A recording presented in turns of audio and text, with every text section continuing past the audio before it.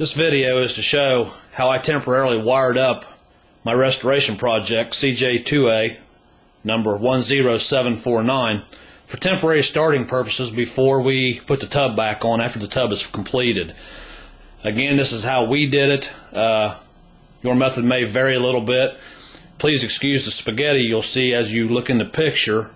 It's just because that's the wire we used. It was a little bit longer, but I'll kind of walk through the steps here and let you see where I have my wires routed.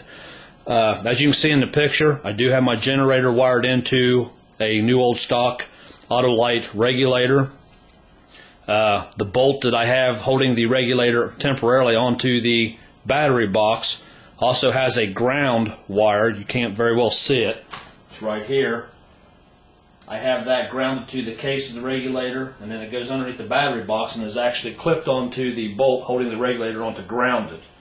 The red wire you see up to my positive terminal on my battery, this wire is actually serving the purpose of electrical feed, which would be the same wire that when the tub is installed would actually go to your voltage regulator and serve as your power back to your regulator. Again, my field, my armature, and my ground's all in place. We have flashed the generator, we have flashed the regulator, so that when this is in operation, it is charging and putting the signal back to the battery. For temporary purposes of starting, I'm using number 2 cable. The factory manual states number 2 for the ground, number 1 for the positive side. However, again, for our temporary purposes, I'm using number 2. The ground wire here comes off the terminal, goes down to the correct place in the front of a clean ground area to ground the battery with. I'll show you down here if you can see there. There is my ground strap that goes from the front plate up to the bottom of the plate that the motor mount sits on. My positive battery cable comes down to what's going to be my floor switch.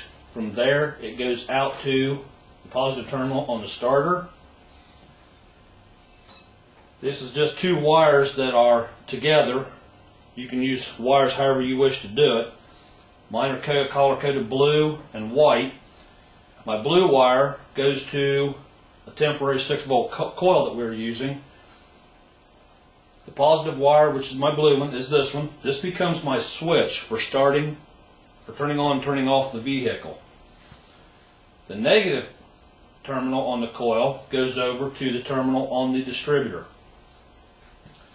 All wires in place with the spark plug, the coil. All I do is I take this and I clamp it onto my positive terminal. The electronics are then activated and alive. When the motor's running, if I want to shut it off, all I do is unclip this and it shuts off. I've also put my gauges in place to operate and watch my water temperature. And I have an oil pressure gauge over there to monitor my oil pressure. I've put steel wool on the end of my air cleaner tube with a rubber band to serve as my air filter. I do have my locking throttle cable in place, and I do have a choke cable in place so that I can control all of my functions from right here.